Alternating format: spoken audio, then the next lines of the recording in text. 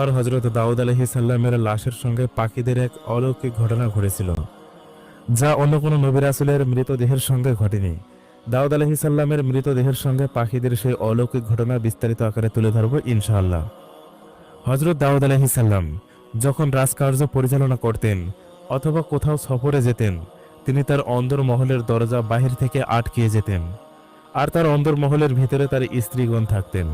এমনই একদিন দাউদ আলাইহিস সালাম তার অন্দরমহলের দরজা বাহির থেকে আটকিয়ে কোথাও সফরে চলে গেলেন। এদিকে অন্দরমহলের ভিতরে দাউদ আলাইহিস সালামের স্ত্রী খেয়াল করলেন সেখানে একজন ব্যক্তি দাঁড়িয়ে আছেন। দাউদ আলাইহিস সালামের স্ত্রী তাকে জিজ্ঞেস করলেন, কে আপনি? আর আপনি এই অন্দরমহলের ভিতরে ঢুকলেন কি করে? আপনি এক্ষুনি এই অন্দরমহলের ভিতর থেকে বের হয়ে চলে যান, তা না হলে আমার স্বামী যদি সফর থেকে ফিরে আসে এবং আপনাকে এই অন্দরমহলের ভিতরে দেখে, তাহলে আমার স্বামী অনেক রাগান্বিত হয়ে যাবে। সেই ব্যক্তি কোনো কথা বললেন না। কিছুক্ষণ পর দাউদ আলাইহিস সালাম চলে আসলেন এবং তিনি অন্দরমহলের দরজা বাহির থেকে খুলে ভিতরে প্রবেশ করলেন।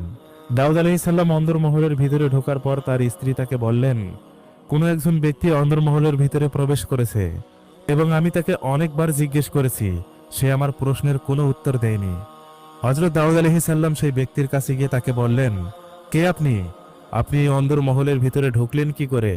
অন্দরমহলের দরজা জানালা চতুর্দিক থেকে বন্ধ করা, তারপরও আপনি এখানে ঢুকলেন কি করে? সেই ব্যক্তি তখন বলল, পৃথিবীর কোনো দরজা জানালা কিংবা দেয়াল আমাকে আটকাতে পারে না, আর কোথাও উপস্থিত হওয়ার জন্য আমার কোনো অনুমতির প্রয়োজনও হয় না। তিনি বুঝতে পারলেন ইনি আর কেউ নয়, ইনি আল্লাহ তাআলার ফেরেশতা মালাকুল মউত হযরত আজরাইল আলাইহিস সালাম। দাউদ আলাইহিস সালাম তখন বললেন, নিঃসন্দেহে আপনি আল্লাহর ফেরেশতা আজরাইল। হযরত আজরাইল আলাইহিস সালাম বললেন, হে আল্লাহর পয়গম্বর, আপনার সময় শেষ, অতি শীঘ্রই আপনাকে মরতে হবে। আল্লাহ রাব্বুল আলামিন আমাকে পাঠিয়েছে আপনার জান কবজ করার জন্য। হযরত দাউদ আলাইহিস সালাম বললেন, ভাই আজরাইল, আমাকে একটু সময় দিন, আমি 2 রাকাত নামাজ আদায় করে নিতে চাই। হযরত আজরাইল আলাইহিস সালাম বললেন, নির্দিষ্ট সময় থেকে 1 সেকেন্ডও বেশি আপনাকে দেয়া হবে না। আপনার নির্দিষ্ট সময়ের আগে যদি আপনি নামাজ আদায় করতে পারেন, তাহলে নামাজ আদায় করে নেন। হযরত দাউদ আলাইহিস সালাম তাড়াতাড়ি ওযু করে নামাজে দাঁড়ালেন। দাউদ আলাইহিস সালাম যখন সিজদায় চলে গেলেন, তার সময় শেষ হয়ে গেল। মালাকুল মউত আজরাইল হযরত দাউদ আলাইহিস সালামকে সিজদারত অবস্থায় তার রূহ কবজ করে নিয়ে চলে গেল। হযরত দাউদ আলাইহিস সালামের মৃত্যুর পর বনী ইসরাইল জাতির মধ্যে এক শোকের ছায়া নেমে আসলো, কেননা দাউদ আলাইহিস সালাম সারাটি জীবন ন্যায় এবং নিষ্ঠার সাথে আল্লাহ তাআলার আইন দিয়ে বনী ইসরাইল জাতিকে পরিচালনা করেছেন।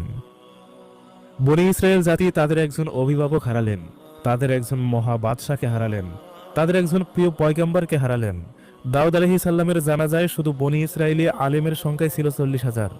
হযরত দাউদ আলাইহিস সালামের জানাজার জন্য যখন বিশাল ময়দানে তার মৃতদেহকে নিয়ে যাওয়া হলো, ঠিক সেই সময় থেকে সূর্যের আলো প্রখর হতে লাগলো এবং রোদের তাপ এত বেশি ছিল যে কোনো মানুষের পক্ষে জানাজার ময়দানে টিকে থাকা অসম্ভব হয়ে পড়েছিল। এই তীব্র রোদ এবং গরম থেকে বাঁচার জন্য হাজার হাজার বনী ইসরায়েলি হযরত সুলাইমান আলাইহিস সালামের নিকট গিয়ে বললেন, হে আল্লাহ তাআলার পয়গম্বর, আপনার পিতার জানাজার ময়দানে আমরা কিছুতেই টিকতে পারছি না। এত প্রখর রোদ উঠেছে যে জানাজার ময়দানে দাঁড়িয়ে থাকা অসম্ভব হয়ে পড়েছে। আপনি তো আল্লাহ তাআলার পয়গম্বর, এই রোদ কমানোর জন্য কোনো ব্যবস্থা গ্রহণ করুন। হযরত সুলাইমান আলাইহিস সালাম তিনি সবেমাত্র নবী হয়েছেন। তার পিতার মৃত্যুর কয়েকদিন আগেই আল্লাহ রাব্বুল আলামিন তাকে নবী বলে ঘোষণা দিয়েছেন।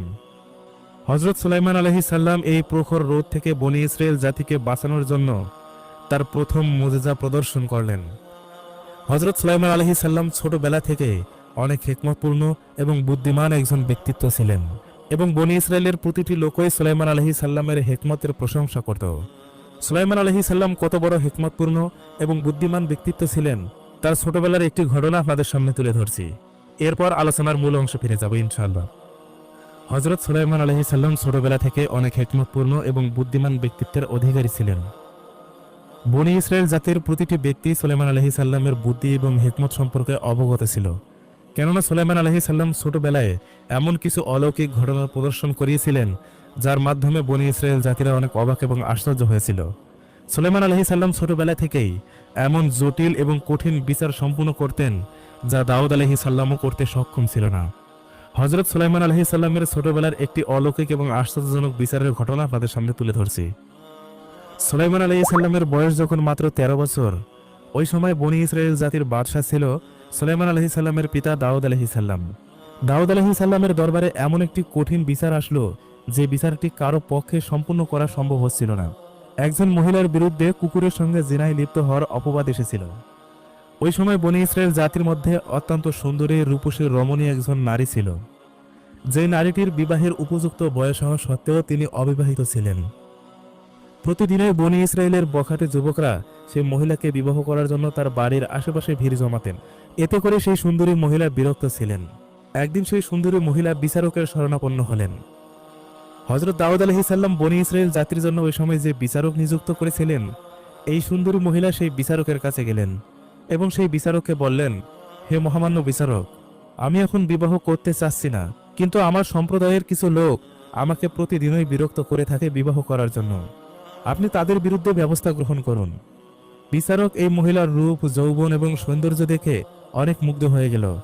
বিচারক তখন তাকে বলল, আমি তোমাকে এমন একটি প্রস্তাব দিচ্ছি, তুমি যদি আমার এই প্রস্তাব মেনে নাও, আজকের পর থেকে তোমাকে কেউ আর কোনো বিরক্ত করবে না। বিরক্ত করা তো দূরের কথা, তোমার আশেপাশে আসতেও ভয় পাবে। সুন্দরী রমণী সেই মহিলা বলল, কি সেই প্রস্তাব? বিচারক বলল, তুমি আমাকে বিবাহ করে নাও। তুমি যদি আমাকে বিবাহ করো, বিচারকের স্ত্রী হওয়ার কারণে কেউ তোমার আশপাশে আসতেই সাহস পাবে না। সুন্দরী রমণী সেই মহিলা অনেক রেগে গিয়ে বলল, এ কি কাণ্ড! আমি আপনার কাছে আসলাম বিচার চাইতে, আপনি বিচার না করে উল্টো আমাকে বিবাহের প্রস্তাব দিচ্ছেন। আপনি যদি এর সঠিক বিচার না করেন, আমি আপনার বিরুদ্ধে বাদশাহ দাউদ আলাইহিস সালামের দরবারে বিচার দায়ের করব। এই বলে সেই সুন্দরী রমণী মহিলা বাদশাহ দাউদ আলাইহিস সালামের দরবারের দিকে আসতে লাগলেন। অন্যদিকে বিচারক 4 জন সাক্ষী জোগাড় করল, যে সাক্ষীদ্বয় এই মহিলার বিরুদ্ধে মিথ্যা সাক্ষী দেবে। এর বিনিময়ে বিচারক তাদেরকে কিছু অর্থ প্রদান করল। সুন্দরী মহিলা যখন দাউদ আলাইহিস সালামের প্রাসাদে উপস্থিত হলেন, দাউদ আলাইহিস সালামকে সমস্ত ঘটনা খুলে বললেন এবং বললেন, হে মহামান্য বাদশাহ, আমি আপনার নিযুক্ত করা বিচারকের কাছে বিচার চাইতে গিয়েছিলাম, কিন্তু তিনি আমাকে ন্যায় বিচার প্রদান করেনি। তিনি বিচার প্রদান না করে উল্টো আমাকেই বিবাহের প্রস্তাব দিয়েছেন। সুন্দরী মহিলার মুখে এমন কথা শোনার পর দাউদ আলাইহিস সালাম অনেক রেগে গেলেন এবং সেনাবাহিনীকে হুকুম করলেন সেই বিচারপতিকে ধরে নিয়ে আসার জন্য। মধ্যেই সেনাবাহিনী সেই বিচারপতিকে নিয়ে আসলো। দাউদ আলাইহিস সালাম তাকে বললেন, এই মহিলা তোমার বিরুদ্ধে যে অভিযোগ নিয়ে এসেছে, সেই অভিযোগ কি সত্য? এই মহিলা তোমার কাছে বিচার চাইতে গিয়েছিল, কিন্তু তুমি সঠিক বিচার সম্পূর্ণ করনি কেন? বিচারপতি তখন বলল, হে মহামান্য বাদশাহ, এই মহিলা সম্পূর্ণ মিথ্যা কথা বলছে। এই মহিলা প্রতিদিনই কুকুরের সঙ্গে জেনায় লিপ্ত হয়।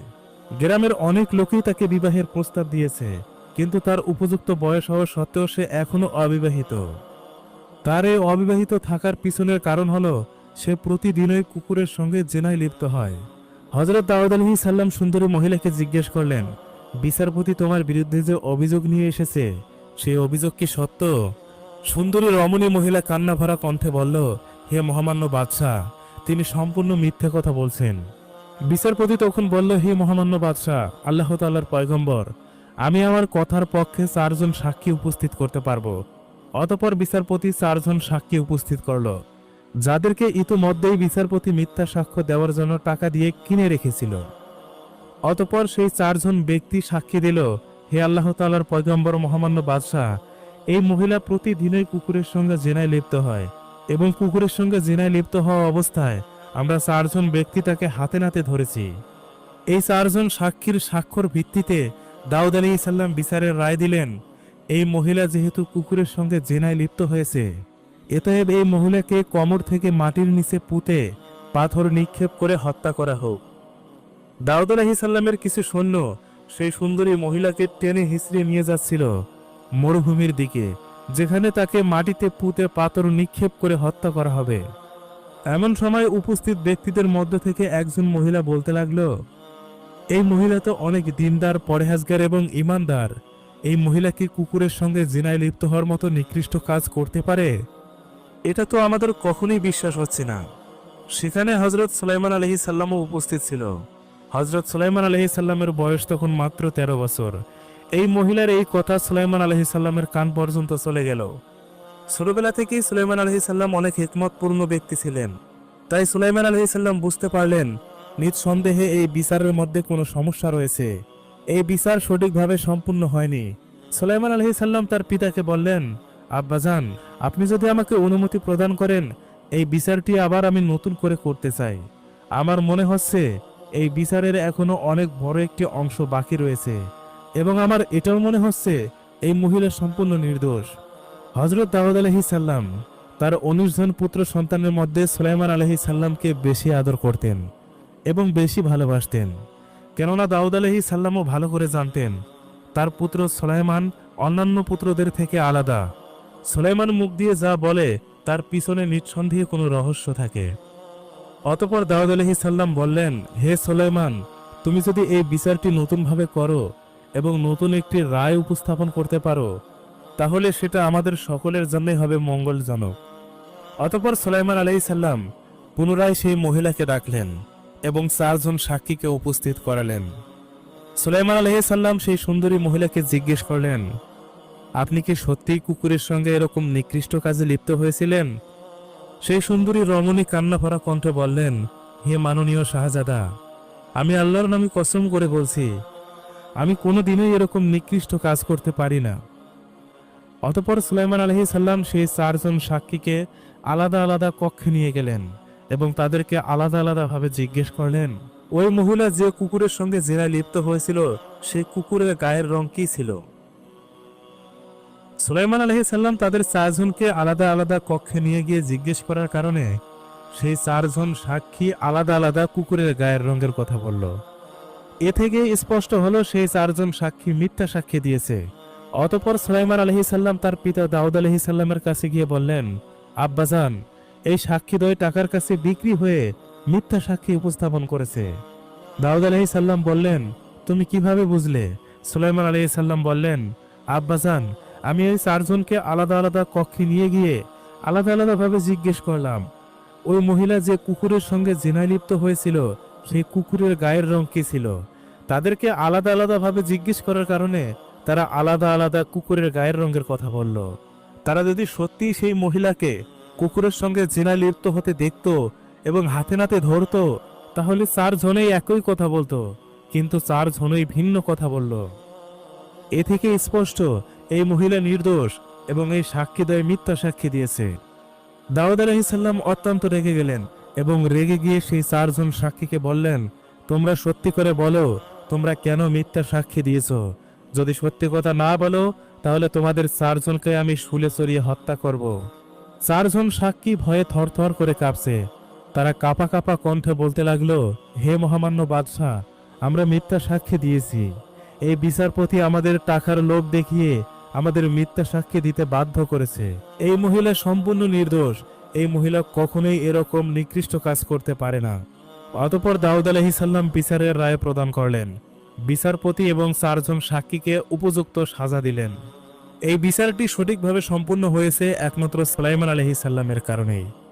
কেননা সুলাইমান আলাইহিস সালামকে আল্লাহ রাব্বুল আলামিন হিকমত এবং প্রজ্ঞা দান করেছেন। বনী ইসরায়েল জাতিরা সুলাইমান আলাইহিস সালামের হিকমত সম্পর্কে আগে থেকেই অবগত ছিল। এজন্য বনী ইসরায়েলের কিছু লোক সুলাইমান আলাইহিস সালামের নিকট এসে আরজ করল, হে আল্লাহ তাআলার পয়গম্বর, আপনার পিতার জানাজায় উপস্থিত হওয়ার জন্য বনী ইসরায়েলের লক্ষ লক্ষ মানুষ এসেছে, কিন্তু রোদের প্রখর তাপের কারণে কেউ জানাজার ময়দানে দাঁড়িয়ে থাকতে সক্ষম হচ্ছে না।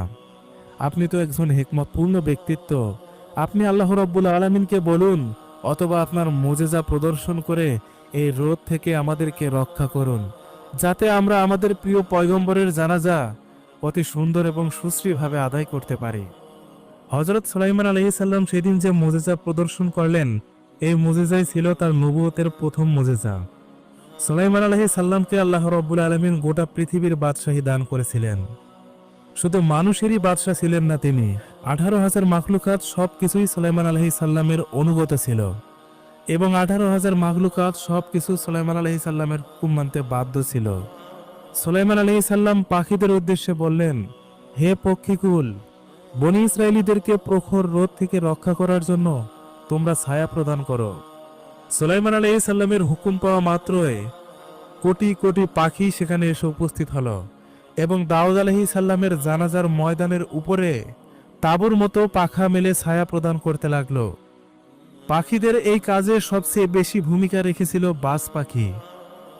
পাখিরা বনী ইসরায়েলীদের উপর এমনভাবে ছায়া দিতে লাগলো যে সেখানে তো রোদ প্রবেশ করা দূরের কথা, সেখানে বাতাস চলাচলও বন্ধ হয়ে গিয়েছিল। সেই ময়দানে যখন বাতাস চলাচল বন্ধ হয়ে গেল, বনী ইসরায়েলের কিছু লোক আবার সুলাইমান আলাইহিস সালামকে বললেন, হে আল্লাহ তাআলার পয়গম্বর, পাখিদের ছায়ার কারণে এখানে বাতাস চলাচল বন্ধ হয়ে গিয়েছে। অতঃপর সুলাইমান আলাইহিস সালাম পুনরায় পাখিদেরকে বললেন, যে দিক থেকে বাতাস প্রবেশ করছে তোমরা সেই দিকটা খুলে দাও, সেই দিক থেকে সরে যাও, যাতে এই ময়দানে বাতাস ঢুকতে পারে। অতঃপর পাখিরা মুহূর্তের মধ্যেই সুলাইমান আলাইহিস সালামের হুকুম পালন করল। দাউদ আলাইহিস সালামের জানাজায় উপস্থিত লক্ষ লক্ষ বনী